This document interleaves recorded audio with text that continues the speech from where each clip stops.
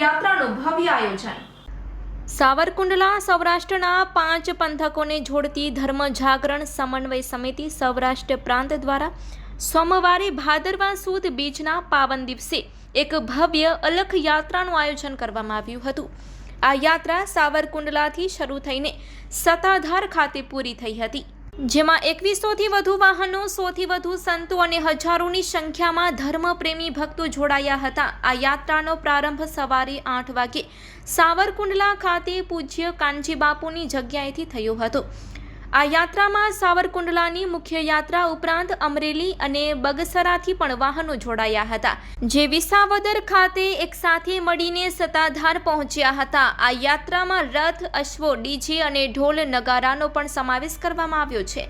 21 ગામોમાં ભાવિકો દ્વારા ઉષ્માભેર સ્વાગત। આ અલખ યાત્રા સાવરકુંડલાથી શરૂ થઈને નેસડી, ઈગુરાડા, કમી, કેરાડા, ચલાલા, મીઠાપુર, ડુંગરી, ઝર, મોરઝર, છતડિયા, ધારી, પ્રેમપરા, માલસિકા, વેકરિયા, લાલપુર, જેતલવડ, ખીસરી, કાલસારી, વિસાવદર અને જીવાપર જેવા 21 ગામોમાંથી પસાર થઈ હતી।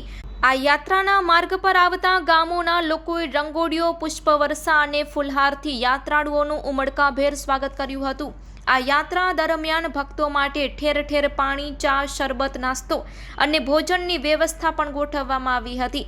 સત્તાધાર પહોંચ્યા બાદ આપા ગીગાની જગ્યાના વિશાળ પટાણગઢમાં એક દિવ્ય ધર્મસભાનું આયોજન કરવામાં આવ્યું હતું। આ સભામાં સત્તાધારના સુપ્રસિદ્ધ આપા ગીગાની જગ્યાના મહંત પૂજ્ય વિજય બાપુ સહિત સૌરાષ્ટ્રની વિવિધ ધાર્મિક જગ્યાઓ અને આશ્રમોના 100થી વધુ સંતો, મહંતો અને પૂજારીઓ ઉપસ્થિત રહ્યા હતા। પૂજ્ય વિજય બાપુ અને લોક સાહિત્યકાર માયાભાઈ આહિર સહિત સંતોએ ભારતીય સંસ્કૃતિ, પરંપરા, રાષ્ટ્રની એકતા અને વિકાસ પર પ્રેરણાદાયી આશીર્વચન આપ્યા હતા।